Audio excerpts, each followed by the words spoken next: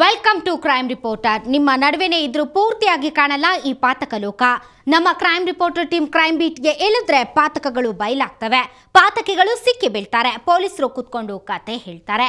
ಬನ್ನಿ, ಇಂತಹ ಅಪರಾಧ ಜಗತ್ತಿನ ಕುರಿತ ವಿಭಿನ್ನ ನೋಟವೇ ಈ ಕ್ರೈಮ್ ರಿಪೋರ್ಟರ್. ಹದಿಹರಿಯದ ಹೊಸ್ತಿಲಲ್ಲಿರೋ ಪ್ರತಿಯೊಬ್ಬ ಹುಡುಗಿನೂ ಇವತ್ತಿನ ಎಪಿಸೋಡ್ ತಪ್ಪದೆ ನೋಡಬೇಕು.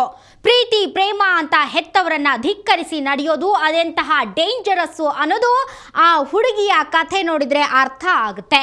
ಆಕೆ ಪ್ರೀತಿಗೆ ಬಿದ್ದು ಪ್ರೀತಿಸಿದವನ ಜೊತೆ ಓಡ್ ಹೋಗಿ 3 ತಿಂಗಳಿಗೆ ಹೆಣ ಆಗಿದ್ದಾಳೆ.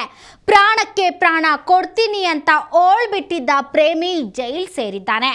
ಇದು ಮರಿ ಪಾಲಿಟಿಷಿಯನ್ ಮಾಡಿದ ಮೋಡಿಯ ಕಥೆ.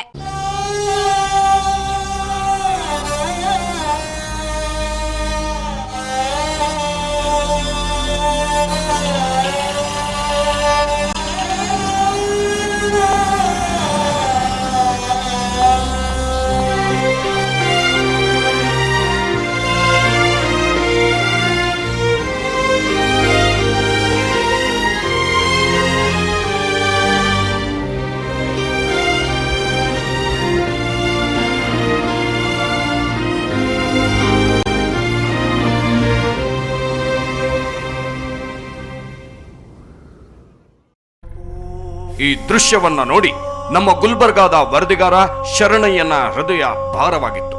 ಹೊತ್ತಿ ಉರಿದ ಚಿತೆಯ ಬೂದಿಯಲ್ಲಿ ಈ ಹೆಂಗಸರು ಮೂಳೆಗಳನ್ನ ಹುಡುಕ್ತಾ ಇದ್ದಾರೆ. ಅಲ್ಲಿ ಸಿಗೋ ಒಂದೊಂದು ಪಾರ್ಟು ಆ ಹುಡುಗಿಯ ದೇಹದ ಭಾಗಗಳನ್ನ ನೆನಪಿಸ್ತಾ ಇತ್ತು.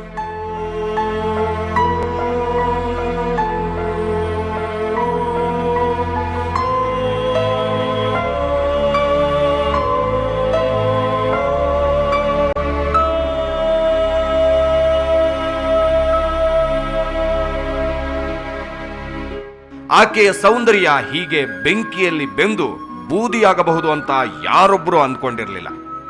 ಎಲ್ಲೋ ಒಂದ್ ಕಡೆ ಮಗಳು ನೆಮ್ಮದಿಯಿಂದ ಇರ್ಲಿ, ಆಕೆಗೆ ಜಗತ್ತಿನ ಎಲ್ಲಾ ಖುಷಿನೂ ಸಿಗ್ಲಿ ಅಂದ್ಕೊಂಡು ದೇವರಿಗೆ ಕೈ ಮುಗಿತಾ ಇದ್ದ ತಾಯಿಗೆ ಈಗ ಯಮಯಾತನೆ. ಹೊತ್ತು ಹೆತ್ತು ಕಣ್ರೆಪ್ಪೆಯಂತೆ ಜೋಪಾನ ಮಾಡಿದ್ದ ಕರ್ಪೂರದ ಬೊಂಬೆಯಂತ ಮಗಳಿಗೆ ಆ ಭಗವಂತ ಬರೀ 18 ವರ್ಷ ಆಯಸ್ಸಿಟ್ಟು ಕಳಿಸಿದ್ದ ಅಂದ್ರೆ ಕಷ್ಟ ಆಗದೇ ಇರುತ್ತ. ಮೊಮ್ಮಗಳ ದೇಹ ಬೆಂಕಿಯಲ್ಲಿ ಹೊತ್ತಿ ಉರಿಯೋದನ್ನ ನೋಡ್ಬೇಕು ಅಂದ್ರೆ ಅಜ್ಜಿಗೆ ಬೇಸರವಾಗದೇ ಇರುತ್ತ. ಹೀಗೆ ಇಡೀ ಫ್ಯಾಮಿಲಿಯಲ್ಲಿ ದುಃಖದ ಅಲೆ ಎಬ್ಬಿಸಿ ಹೊರಟು ಹೋದವಳು ಶ್ರುತಿ.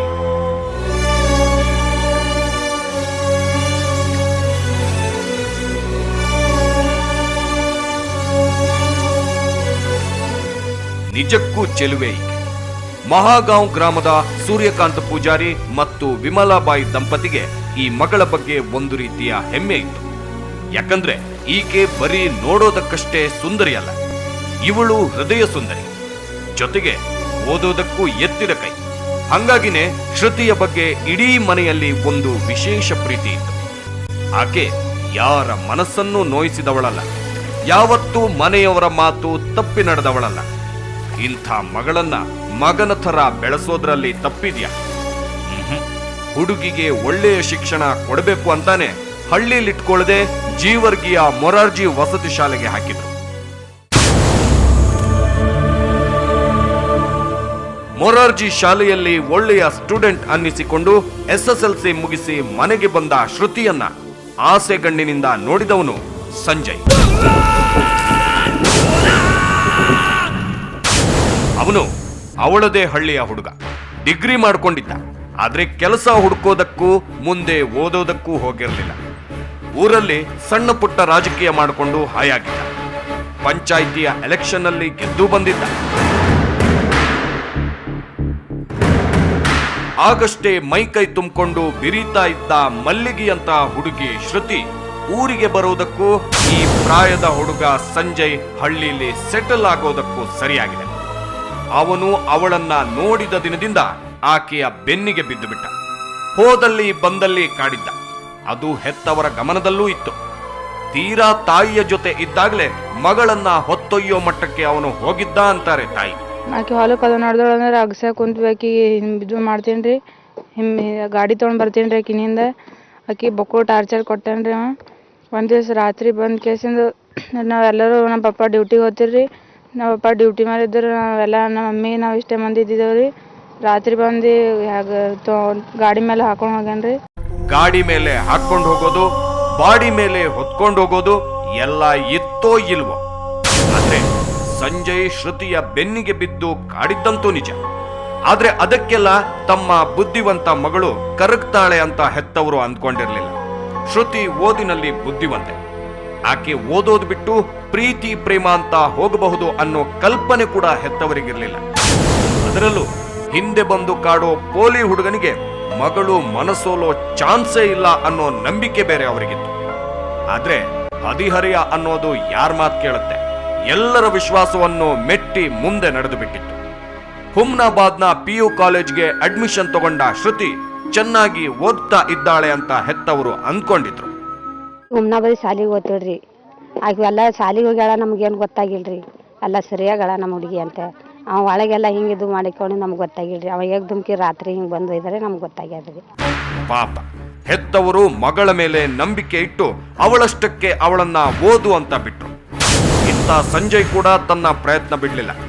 ಗುಲ್ಬರ್ಗಾದಿಂದ ಹುಮನಾಬಾದ್ಗೆ ಹೋಗ್ತಿದ್ದ ಕಾಲೇಜು ಹುಡುಗಿಗೆ ಮತ್ತೆ ಮತ್ತೆ ಪ್ರಪೋಸ್ ಮಾಡಿದ್ದ.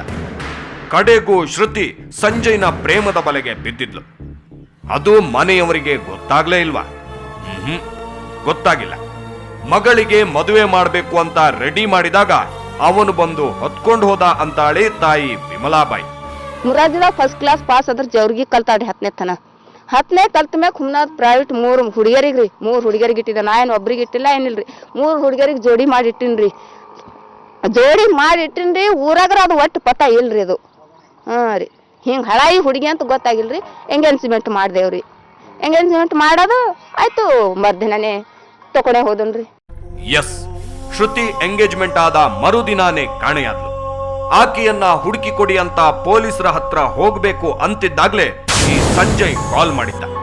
ನಿಮ್ಮ ಮಗಳು ನನ್ನ ಹತ್ರ ಇದ್ದಾಳೆ, ಪೊಲೀಸ್ ಸ್ಟೇಷನ್ ಅಂತ ಹೋಗಬೇಡಿ, ಆಕೆಗೀಗ 18 ವರ್ಷ ಆಗಿದೆ ಅಂದಿದ್ದ. ಅಲ್ಲಿಗೆ ಹೆತ್ತವರಿಗೆ ಹುಡುಗಿ ಅದೆಲ್ಲಿದ್ರೂ ಸುಖವಾಗಿರ್ಲಿ ಅಂತ ಹರಿಸೋದ್ ಬಿಟ್ರೆ ಬೇರೆ ದಾರಿ ಕಾಣಲಿಲ್ಲ. ಅವರು ಈ ಬಾರಿ ಸ್ಟೇಷನ್ ಮೆಟ್ಟಿಲು ಹತ್ತದೇ ಇರೋದಕ್ಕೂ ಬಲವಾದ ಕಾರಣ ಇತ್ತು. ಹೀಗೆ ಹೆತ್ತವರ ಬಾಯಿ ಮುಚ್ಚಿ ಮುಂದೆ ನಡೆದ ಮಗಳಿಗೆ ತಾನು ತಗೊಂಡಿದ್ದ ಡಿಸಿಷನ್ ಸರಿ ಇರಲಿಲ್ಲ ಅನ್ನೋದು ಅರ್ಥವಾಗಿದ್ದು ಗುಲ್ಬರ್ಗಾದಲ್ಲಿ.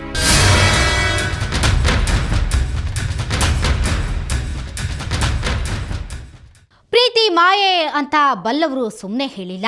ಆ ಮಾಯೆ ಶ್ರುತಿಯನ್ನ ಎಲ್ಲಿಂದ ಎಲ್ಲಿಗೆ ಕರ್ಕೊಂಡು ಹೋಗ್ಬಿಟ್ಟು ಅಲ್ಲಿ ಚಂದದ ಹುಡುಗಿಯ ಬದುಕಲ್ಲಿ ಏನೆಲ್ಲ ನಡೀತು ಅನ್ನೋದನ್ನ ಒಂದು ಬ್ರೇಕ್ನ ನಂತರ ಹೇಳ್ತೀವಿ.